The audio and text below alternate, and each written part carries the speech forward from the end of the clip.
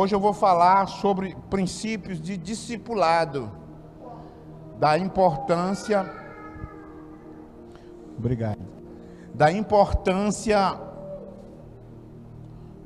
e de como ser o discípulo, como você como discípulo deve ser. E aí eu vejo muitas pessoas novas chegando na igreja hoje, procurando discipulado, sendo discipulado, mas os discipuladores estão tendo algumas dificuldades, porque eles não foram ensinados certas coisas que os discipuladores há 4 anos, 5 anos atrás foram ensinados.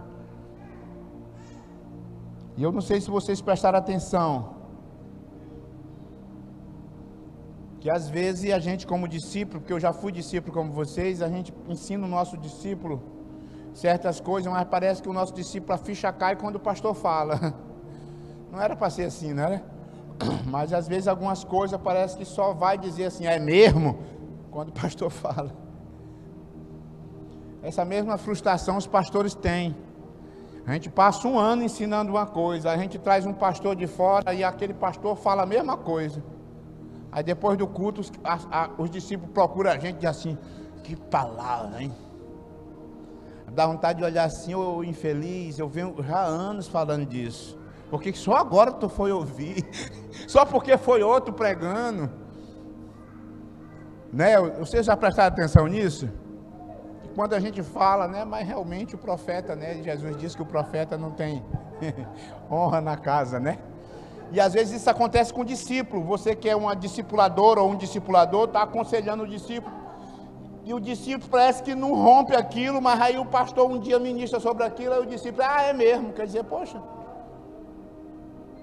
não acredita no discipulador que está cuidando de você? Só quando o pastor fala, né? E eu queria trazer essa mensagem aqui para ajudar a nós ser discípulo, tá? Você que está anotando, os antigos vão até saber já, pelo título. As atitudes de um bom discípulo. As atitudes de um bom discípulo. Marcos, capítulo 3, do 13 ao 15.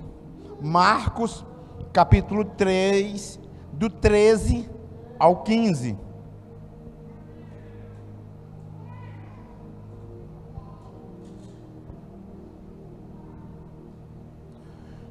No versículo 13 diz assim: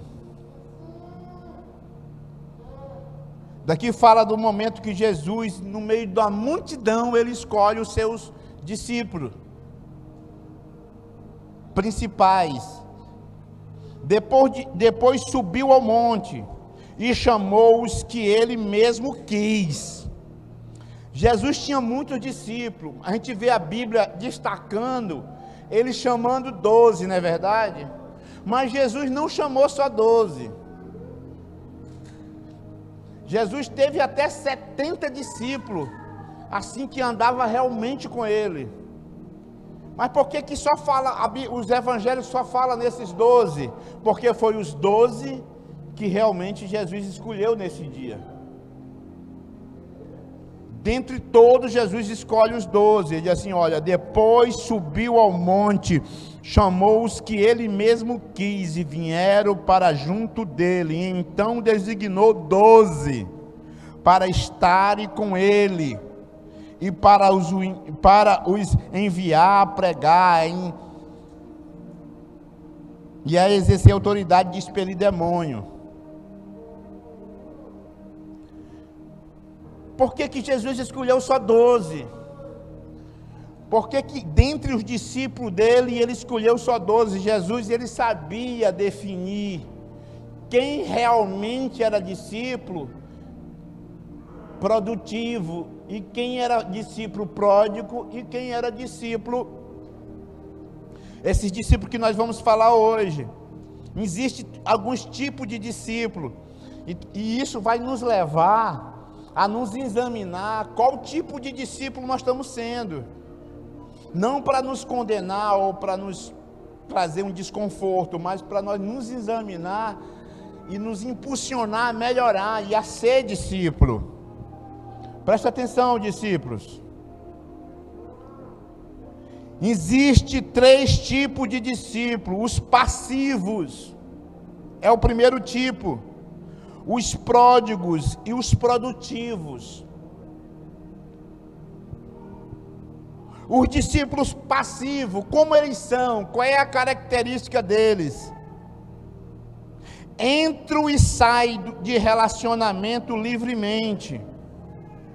Quando uma correção é aplicada, eles procuram outro discipulador, que ainda não descobriu as suas falhas. Eles se distanciam quando seus discipuladores são atacados, defamados ou passam por dificuldade. Esses são os tipos de discípulo passivo. Existe o segundo tipo de discípulo, que é os discípulos pródigos. Qual é a característica do discípulo pródigo?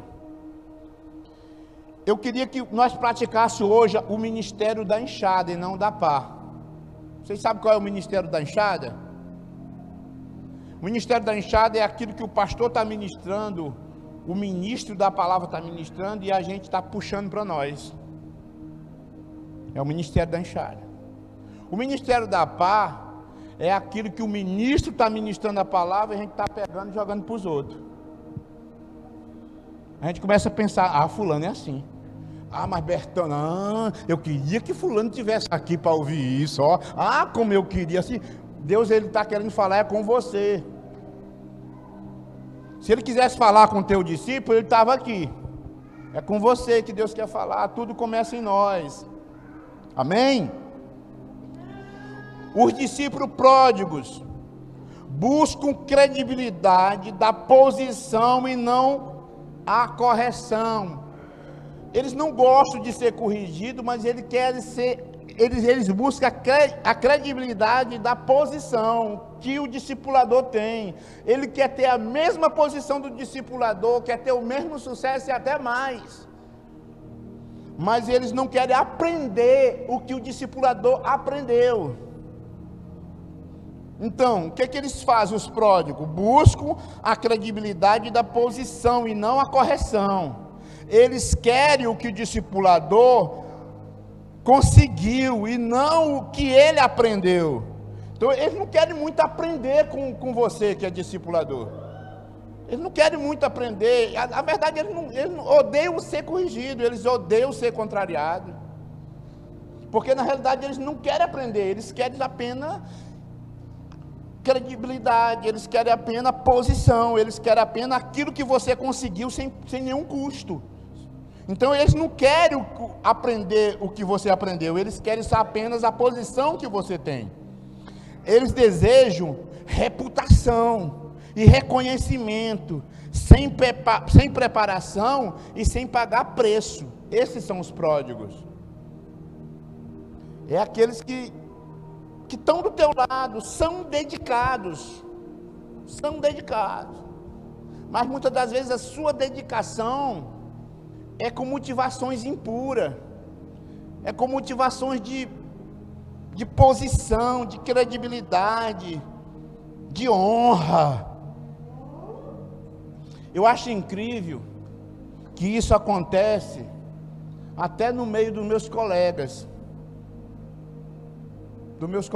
pastores.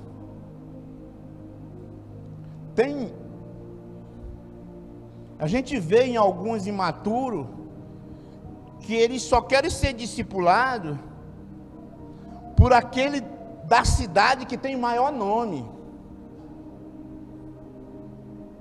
Então, se for um discipulador para ele que não tem um nome na cidade, eles não gostam de ser discipulado por aquele discipulador.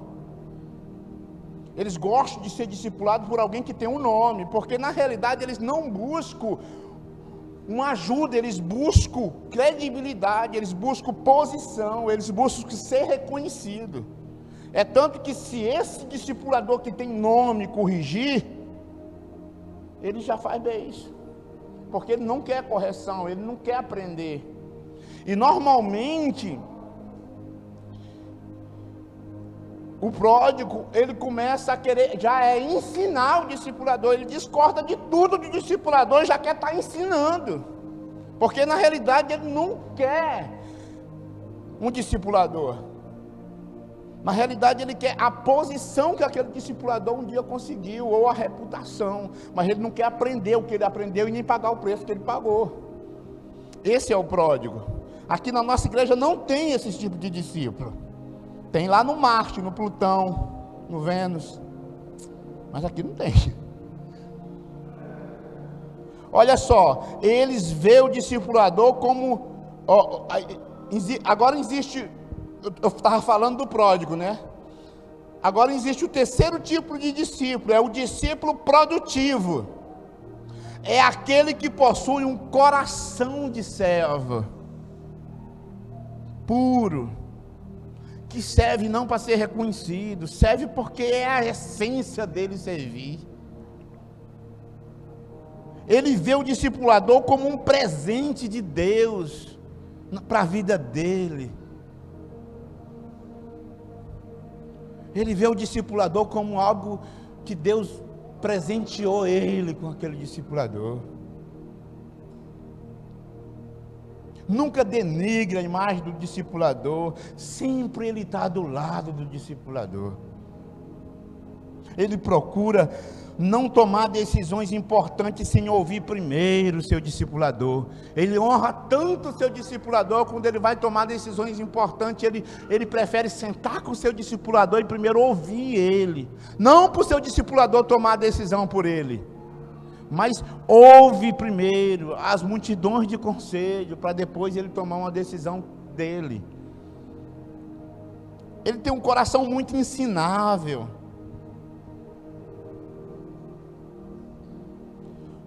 Como verdadeiro discípulo, ele honra o seu discipulador.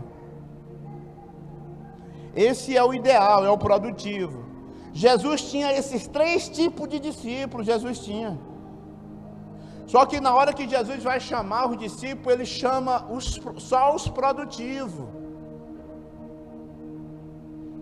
E por isso que ele escolheu só 12 entre muitos discípulos.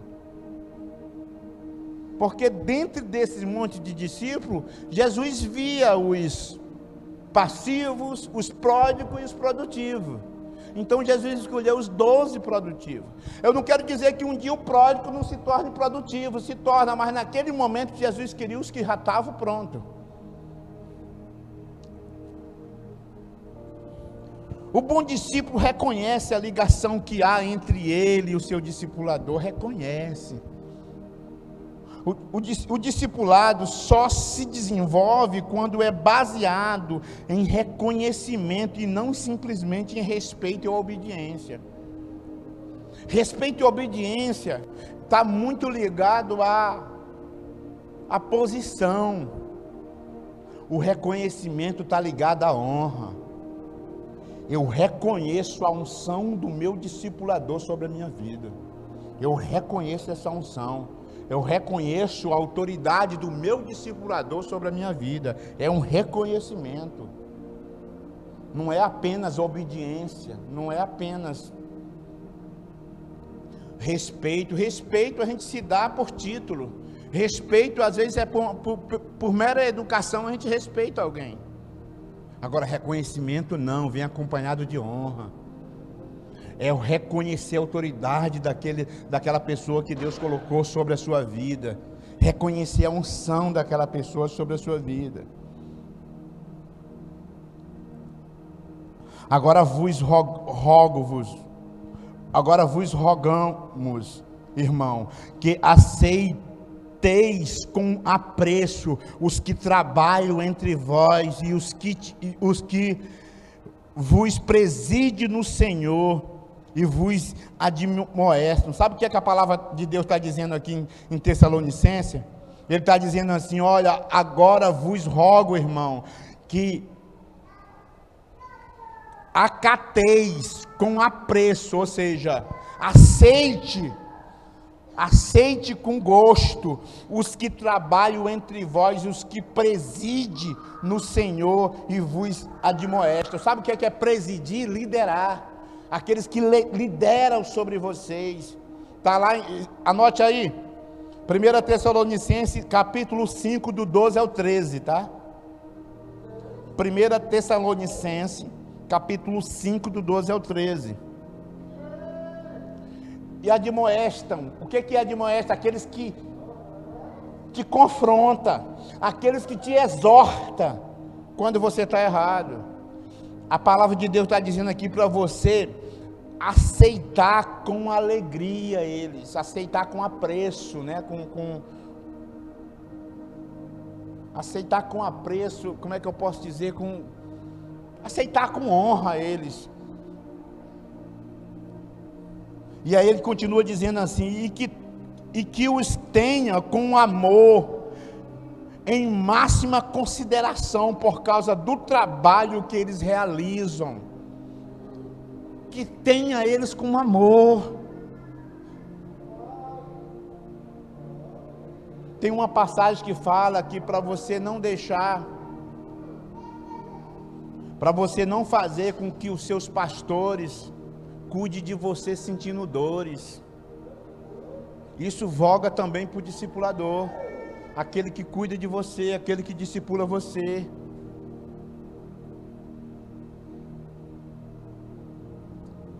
Não faça com que ele preside sobre a sua vida, carregando um peso, uma carga, sentindo a tristeza de liderar você, mas que ele possa sentir a alegria de liderar você. Uma coisa mais linda que eu vi na minha vida, que me alegra muito, assim, porque Deus, ele me leva a ver muita coisa que eu fiz de bom quando eu era apenas discípulo. Deus me levou no futuro, eu já pastor, Deus, ele sempre revelava para mim através de alguém, e me honrando ali, dizendo assim, olha como foi bom tu ser assim.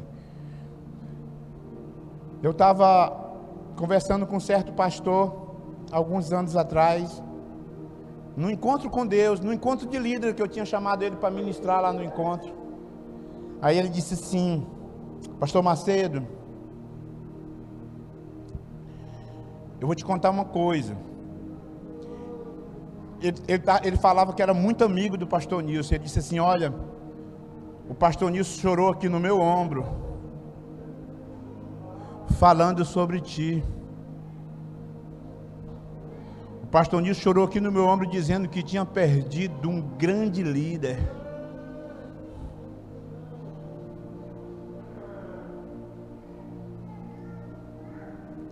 Nesse dia, assim, sabe, foi muito gratificante para mim saber o tanto que o meu pastor me amava e me considerava como discípulo. E ele não chegou a demonstrar para mim, mas ele chegou a falar para outras pessoas. E eu olhar assim e disse, poxa, valeu a pena. Eu segui todos os princípios. Eu lembro que nesse encontro, não me esqueço nunca, a pastora pegou o telefone e ligou para a pastora Mariette, dizendo assim que, agradecendo por tudo que ela tinha feito por ela e pela família dela, dizendo tanto que ela era grata e o tanto que ela amava e honrava por isso. Então são momentos inesquecíveis na vida da gente, que a gente começa a entender que quando a gente segue os princípios bem certinho, escute, igreja, você só vai ser um bom discípulo de verdade quando o seu discipulador te der motivo de você se rebelar e você não fizer. Quando o teu discipulador te der um motivo de você fazer ter até uma certa razão de querer bater de frente, de querer, sabe, e você ali, não pelo seu discipulador, talvez, mas você ali ter aquele respeito pela palavra de Deus, dizer, não é isso que Deus quer para a minha vida. Então o discípulo, ele se esforça para estar com um discipulador. Ruth 1, capítulo 1, versículo 16. Precisamos lembrar que Ruth era a nora de Noemi, e portanto a sua discípula. É notável a atitude de Ruth de estar com Noemi a qualquer custo. Nesse capítulo 1, versículo 16, a gente vê claramente ela dizendo assim: disse Ruth, não me esteis para que te deixe, ou não me peça para que te deixe, e me obrigue a não seguir-te, porque aonde quer que fores, irei eu, e onde quer que pousares, ali pousarei eu. O teu povo é o meu povo, o teu Deus é o meu Deus. Eliseu e Elias, a Bíblia diz que Elias disse assim: olha, Eliseu, tu fica aqui, que eu vou fazer isso e isso. Ele disse assim: olha, ele diz até uma frase, parece que vive a minha alma, não sei o que, como eu não te deixarei, então por onde tu for, Elias, irei contigo. Foi quando Elias perguntou para ele: o que tu queres? Ele disse: a tua unção dobrada na minha vida. Ele respeitava a unção que havia na vida do seu discipulador. Ele reconhecia a autoridade de Deus que havia na vida do seu discipulador. O bom discípulo se esforça para seguir a direção do discipulador. Você sabia, irmão, que nos dias da lei, na época da lei, claro que ninguém vai fazer hoje, Deus deu uma ordem: aqueles que não ouviram o sacerdote terá que ser eliminado. Deus deu uma ordem para eliminar todos aqueles que não ouviram o líder espiritual. Aí Deus ainda fala no final assim: aí nós vamos acabar pela raiz com o mal de Israel. Claro que nós não vamos fazer isso com tais coisas com pessoas hoje, mas nós vamos orientá-los a ter a mesma e seguir a mesma visão do seu líder.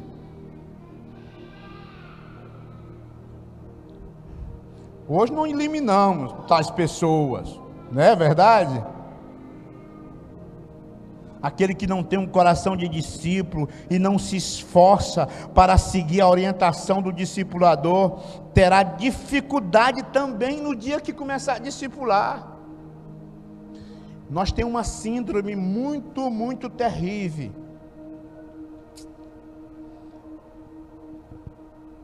É que se a gente não tiver cuidado, a gente queremos muito, muito, muito mesmo. Nós somos perito em corrigir, nós somos perito em dizer, em exortar o discípulo e falar na cara do discípulo: tu está errado. Nós somos bons nisso. Mas escute, e quando o teu discipulador fazer isso contigo? Tu já passou por esse processo e ficou bom? Porque às vezes, se nós não tiver cuidado, nós somos muito bons em corrigir. Mas quando é para ser corrigido, a gente se espinha todo e quer bater de frente e vem com justificativa e pai. Poxa, mas é muito bom em corrigir e na hora de ser corrigido. É por isso que eu digo, olha, para você ser um bom discipulador, primeiro você tem que ser um bom discípulo. Primeiro. É a primeira coisa. Quando a gente pula etapa, a gente sempre vai se frustrar. Quando a gente pula etapa, a gente sempre vai quebrar a cara. Deuteronômio 17, do 12 ao 13, está escrito o que eu falei para vocês. Olha só. Olha o que Deus diz aqui na palavra. O homem, pois que se houver soberbamente, não dando ouvidos ao sacerdote que está ali para servir ao Senhor, teu Deus, nem ao juiz, esse morrerá. E eliminarás o mal de Israel, para que todo o povo ouça e tema, e jamais se ensoberbeça.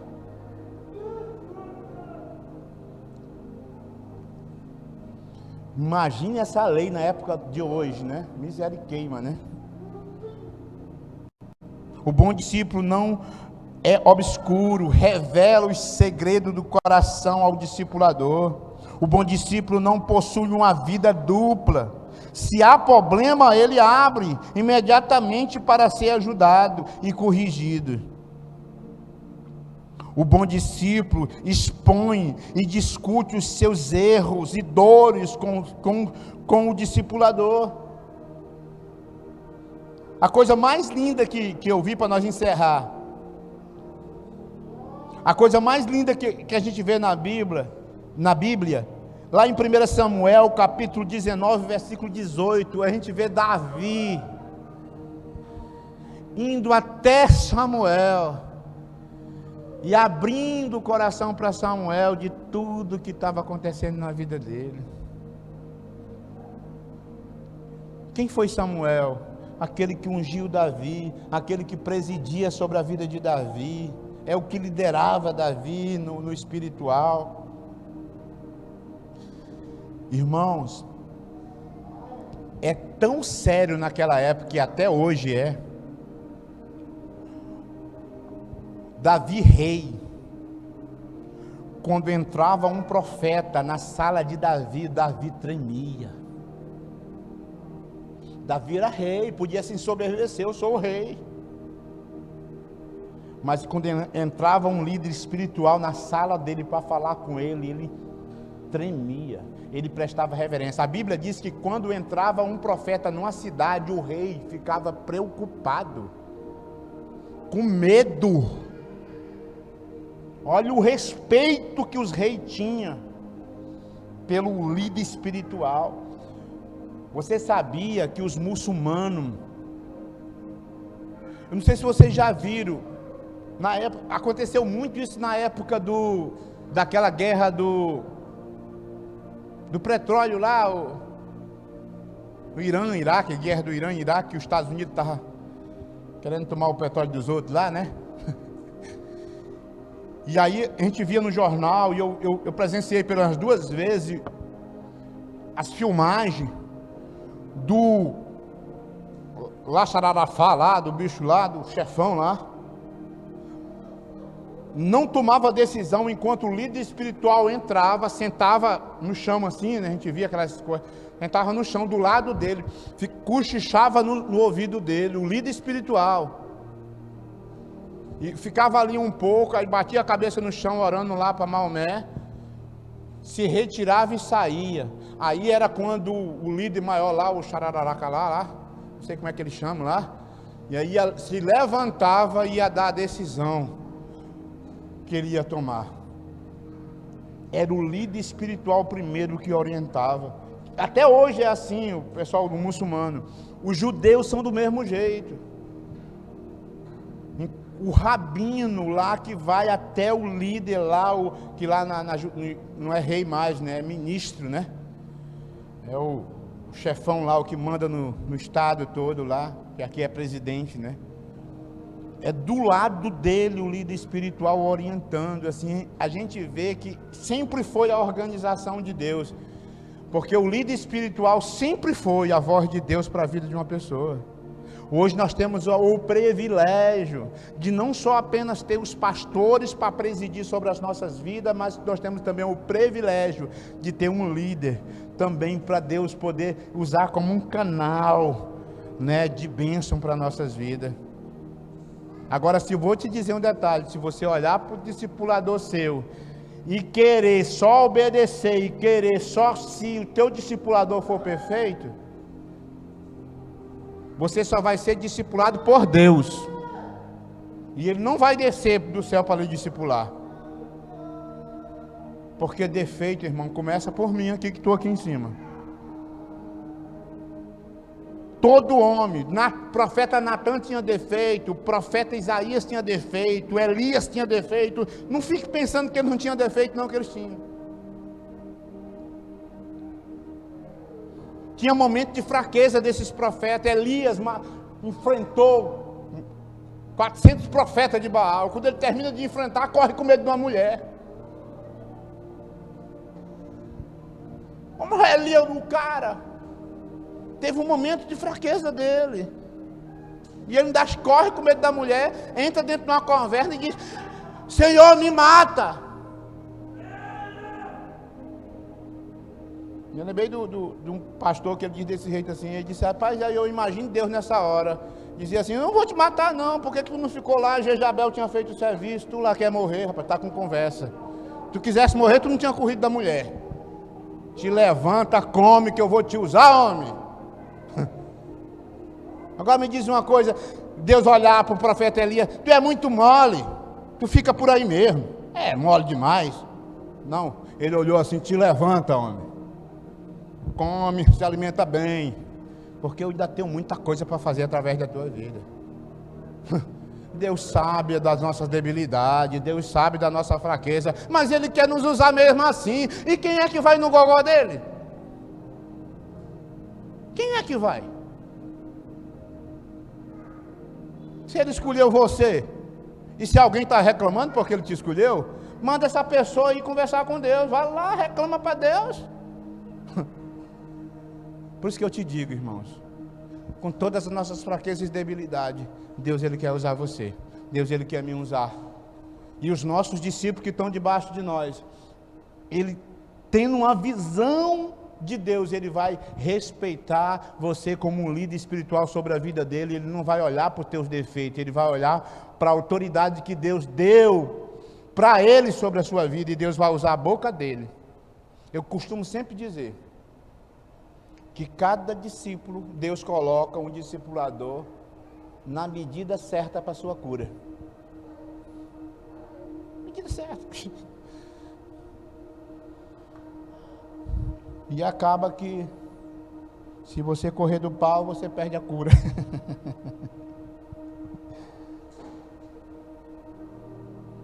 Assim Davi fugiu, e escapou, e veio a Samuel a Ramá, e lhe contou tudo quanto Saul lhe fizera, e se retiraram, ele e Samuel, e ficaram na casa dos profetas. Eu fico imaginando lá, Davi: vamos lá para a casa dos profetas, vamos lá, meu filho, vem cá, senta aqui, vai, desabafa, meu filho. E Davi desabafando: pô, eu não fiz nada para Saul, ele quer me matar. E eu sei que Samuel ali deu um conselho ali, poderoso ali para Davi, Deus usando ali Samuel, em nome de Jesus.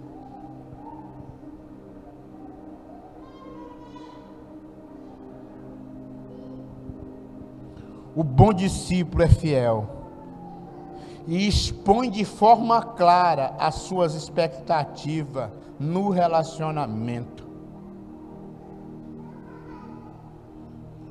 Eliseu disse: quero a porção da tua unção dobrada. Ele foi claro o que ele queria do seu discipulador. Então, assim, para muitos esse ensino não é novidade, mas para alguns daqui é novidade. Aprendeu, clareou mais a mente. Para outros aqui, até tinha esquecido de algumas coisinhas que deu aquela renovada. E que nós possamos praticar esses princípios. Amém, irmãos? Vamos se colocar de pé em nome de Jesus.